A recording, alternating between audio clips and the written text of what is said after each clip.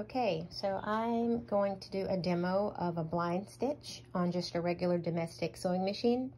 I have my trouser pants cut to the length that I actually want them cut to, and I have about 1.5 inches of turn up for the cuff. So you can see that's not sewn down yet or basted, it's just pinned. So I've chosen 1.5 inches here. You can go in and turn the raw edge in about 1/4 inch and just do a regular traditional sewing machine stitch, but I'm actually going to leave this area that I've serged just like this in case in the future if these pants need to be taken out, or hemmed more. That's always, an option. But I will leave this serge edge in this condition here and do a blind stitch on these pants. So depending on your actual machine, you want to choose the blind stitch foot. And on my machine, I have the Bernina Bernette 79, and this is the blind stitch foot here. That's the fold that's important to pay attention to when it's time to align the fold of your pant hem with that piece here between the foot and the fold. I'm going to choose this blind stitch feature here. On my machine, it's the number 9. And you can see it starts with a straight stitch followed by a little triangle, and you've got a series of a couple straight stitches here. So what's next? You want to take the fold of the fabric of the hem and you want to turn that to the right side of your pant leg. Just going to flip the fold in. And as you flip the fold in, you actually have about 3/8 of an inch of the serged edge here.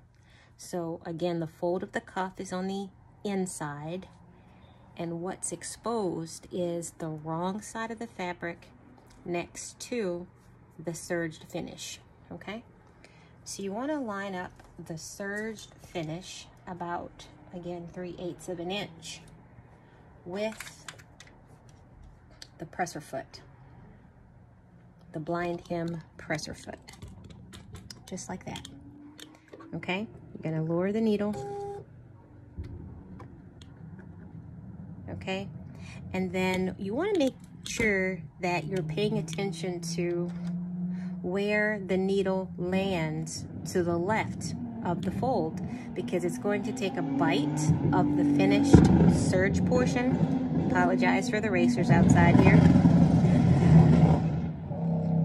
You're going to take a bite of the serged finish, and the needle is going to swing to the left to catch just a portion, again, of the folded piece of the fabric. So I'm gonna take a couple of those stitches so that you could actually see. I'm gonna use the hand wheel first to turn.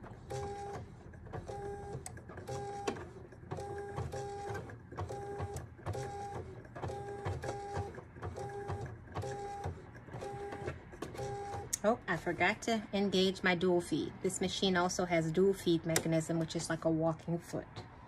So there it goes, it flips to the left. So I'll go ahead and do a couple more of those just to kind of test to see where it folds, where it catches.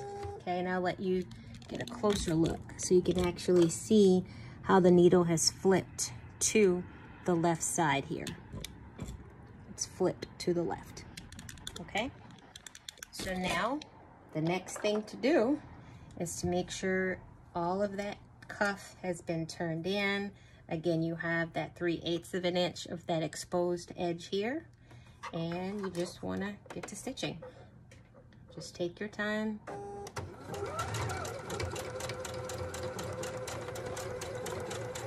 And let the machine do the work.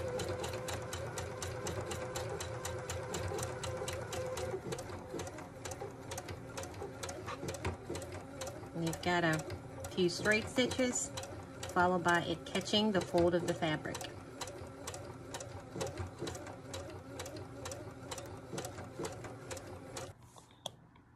Okay, so you can actually see after a couple of stitches, this is what the wrong side looks like.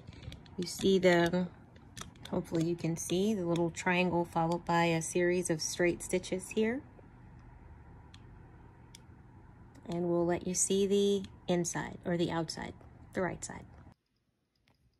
Okay, so after a good press, you could barely see the stitches there.